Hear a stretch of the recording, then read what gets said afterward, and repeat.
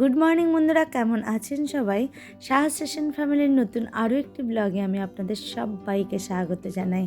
তো আজকে আবার একটা নতুন দিন, নতুন সকাল, আর আমি আমার ব্লগটা শুরু করছি ঠাকুর ঘর থেকে। জাঁকিয়ে শীত পড়েছে, তাই না? শীতকালে শীত পড়লে বেশ ভালোই লাগে। আর এই যে দেখুন, এটা হচ্ছে আমার মা বানিয়ে দিয়েছে। তো এটা এই লোকনাথ বাবার জন্য একখানা বানিয়েছিল, সেখানা ছোট হয়ে গেছে, আমি কৃষ্ণ ঠাকুরকে পরিয়ে দিয়েছি। আর এটা লোকনাথ বাবাকে পরিয়ে দিয়েছি। কেমন সুন্দর লাগছে না? আমার মা কিন্তু এগুলো ভীষণ সুন্দর বানায়। আর আমি এখানে ঠাকুরের বাসনগুলো ধুয়ে নিয়েছি। আর এই যে দেখুন, এই ফুলগুলোর নামটা আমার মনে নেই। এই ফুলগুলো কয়েকটা দিন থাকে, আর সূর্যাস্তর সাথে সাথে ফুলগুলো মানে বুঝে যায়। আবার পরের দিন সকালবেলা যখন সূর্যোদয় হয়, রোদের ওঠে, তখন আস্তে আস্তে করে আবার মেলে দেয়। কয়েকদিন থাকে ফুলগুলো। আর এই যে দেখুন, ডালিয়ার এখন কুড়ি আসছে, আর ডালিয়া গাছগুলো মোটামুটি ভালোই হয়েছে।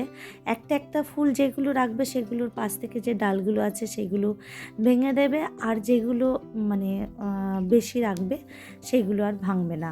আর এই আরেকটা ফুল, এটার নামও আমি জানি না, বেশ সুন্দর হয়েছে, কালারটা খুব সুন্দর। আর এই যে দেখুন, জারবেরাটা না, যেগুলো কি আসলে ওইগুলো গ্রিন হাউসে হয় বলেই বোধহয় অত বেশি সুন্দর হয়, আর এগুলো অতটা সুন্দর হয় না, তবুও ভালো লাগে, একটা নাম, একটা ফুল, তো সেইগুলোর জন্য রাখা আছে। আর এই ফুল গাছগুলোতেও মানে আস্তে আস্তে করে ফুল ফুটছে। তো চলে এলাম একেবারে রান্নাঘরে। তো অনেক দিন ধরেই ভাবছি কি করব, সকালের খাবারটা নিয়ে একটু সমস্যা হয়ে যায় বাড়িতে থাকলে বিশেষ করে। তো আজকে ওই কারণে একটু ডালিয়া করতে নিয়েছি, যেহেতু শনিবার। মানে ওর বাপিও আজকে তাড়াতাড়ি স্কুল থেকে চলে আসবে, আর মেয়ের স্কুল নাই যদিও, ও যাবে হলো ক্লাসে। আর এখানে আমি সবজি দিয়ে ডালিয়া করতে নিয়েছি। তো ডালিয়াটা মেনলি আমাদের বাড়িতে আমার হাজব্যান্ড ছাড়া আমি এবং আমার মেয়ে, আমরা দুজনেই ভালো খাই। তো সেই কারণে ওর বাপিকে বললাম যে খিচুড়ি একটু করে দিচ্ছি, তো খেয়ে নাও। কি করতে করতে আমার একটু বেলা হয়ে গেল, আমি বুঝতেই পারলাম না, এত তাড়া লেগে গেছে। এই যে মানে গরমটাই এনে দিলাম, আর ওর বাপি দাঁড়িয়েই খাওয়া শুরু করে দিয়েছে। এবার মেয়েও রেডি হয়েছে, কিন্তু খাওয়ার সময় নেই, মেয়েকে একা যেতে হবে। তো ওকেও রেডি হচ্ছে, আর আমি ওকে আস্তে আস্তে খাইয়ে দিয়েছি।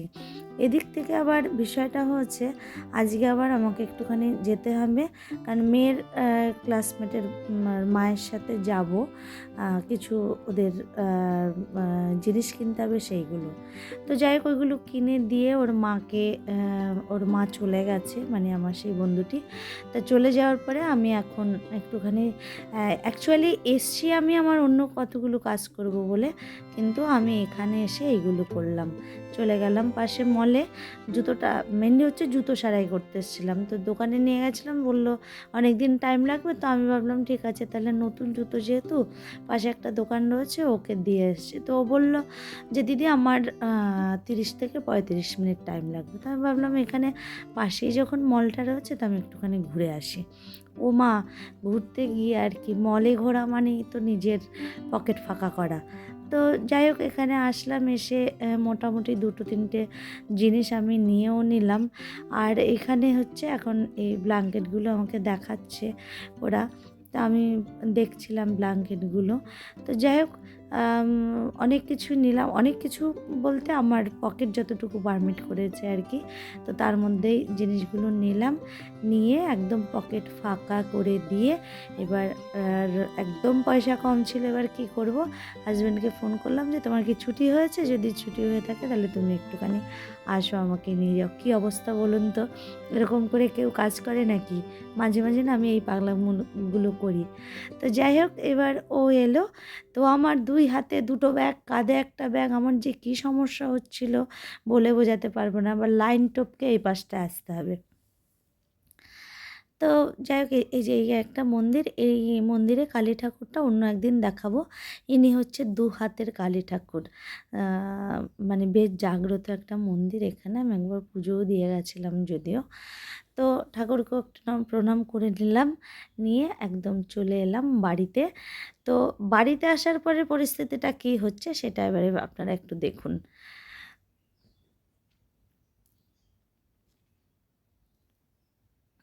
এই কাহিনিটা আমার বাড়ির রোজকার কাহিনী। তো যাই হোক, এবার এই যে বাড়িতে ঢুকলাম, ঢুকে হাতের থেকে টেনে নিয়ে চলে গেল ব্যাগগুলো। তো নিয়ে আগেই খুলতে শুরু করে দিল।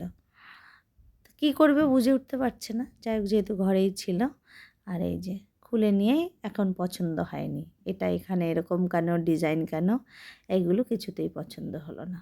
তো আমি বললাম, তুই একটুখানি পরে তো দেখ বাবা, দেখুন মুখটাকে দেখুন কী করে রেখেছে, মনে হয় যেন নিমতিতা খেয়ে রেখেছে। এই যে এই যে তোমাকে আমি আনতে বলেছি, তোমাকে তো আমি বলেইছিলাম যে আমাকে বড় হুডি দিয়ে আনবে, নাহলে আনতে হবে না। মুখখানাতে হাসিটা একটু পরে অবশ্য দেখতে পাবেন, তখন 1000 ভোল্টের বাতি জ্বলবে। এই যে বাপি আবার একখানা কোয়েশ্চেন নিয়ে এসছে। হ্যাঁ, এই যে হয়নি, কি বিরক্তিকর। এবার হয়েছে, দেখেছেন হাসিখানা, বললাম না যে ওর হাসিটা বেরোবে একটু পরে। আবার এই যে এখান থেকে এখানে লেখা কেন রয়েছে সেটা দেখালো। আর এই যে একটা প্যান, এটা যদিও লোহার, আর এই হচ্ছে 6খানা বাটি আর 1 বক্স পেন্সিল, সেটা আর আপনাদের দেখাইনি। আর এখানে আরেকটা কাজ করেছি, যে একটা ব্ল্যাঙ্কেট শীতের, এটা মানে ডবল পার্টের নয়, সিঙ্গেল পার্টের একটা ব্ল্যাঙ্কেট। তা চলুন, এই যে খাবারটা যদিও তাড়াহুড়ো করে রান্না করে গেছি, বিশেষ কিছু রান্না হয়নি। এই যে উচ্ছে আলুর চচ্চড়ি, এটা আমার খাবার, আমিই খাই। আর হচ্ছে বেগুন ভাজা, লঙ্কাটাও নিয়ে নিয়েছি বাটির মধ্যেই। বেগুন ভাজাটা তাড়াহুড়ো করে করাতে কিছুই আজকে ঠিকঠাক হয়নি। আর এই যে ফুলকপি আলু দিয়ে আর কড়াইশুঁটি দিয়ে একটু ঝোল করে নিয়েছি। কিন্তু এখানে বিষয় হচ্ছে, আমার মেয়েটি এখন ফুলকপি আলুর তরকারি নাকি ওর মানে খেতে পছন্দ না, এটা আবার নতুন শুনছি। তো যাই হোক, আমাদের দুজনের জন্যই ভাত বেড়ে নিয়েছি, আর এটার ঢাকনাটাও ওই করা হয়নি। আর এবার ওকে একটু চচ্চড়ি দিয়ে দেবো, আর আমিও একটুখানি খেয়ে নেবো। আর মেয়ে খাবে হলো কি খাবে, ও আচ্ছা, সকালের ডালিয়াটা খাবে। এবার ঠিক আছে, বললাম খেয়ে নে তুই। তো চলুন আমরা খেয়ে নিই, খেয়ে দিয়ে একটুখানি রেস্ট নেব, তারপরে আসবো আবার আপনাদের সঙ্গে সন্ধ্যাবেলা দেখা করতে। তো গুড ইভিনিং বন্ধুরা, এখন সন্ধ্যে 7টা মতন বাজে। তো সন্ধ্যের থেকে শুরু হয়ে গেছে, কি খাবো কি খাবো কি খাবো, খাবার করে দাও খাবার করে দাও। তো ভাত খাইনি যেহেতু, এখন হচ্ছে এই যে চিড়েটাকে পোহা টাইপের করতে এসছি, বাট না কারি পাতা রয়েছে ঘরে, শুকিয়ে গেছে বলে ধরে কারি পাতাগুলো ফেলে দিয়েছে। কি অবস্থা বলুন তো, শুকনো কারি পাতা দিয়ে কি রান্না করা যায় না? যেহেতু বাড়িতে গাছ আছে, তো আর কি করবে। তা চলুন আমরা আজকের মতন এখানে ব্লগটা রাখি। আর আপনারা সবাই ভালো থাকবেন, সুস্থ থাকবেন। আর আমার ছোট্ট ব্লগটি যদি আপনাদের ভালো লেগে থাকে, তাহলে আমার চ্যানেলটিকে সাবস্ক্রাইব করে আমার পাশে থাকবেন। আবার দেখা হবে নতুন একটা ব্লগের সাথে। ততক্ষণের জন্য টাটা, বাই এবং গুড নাইট।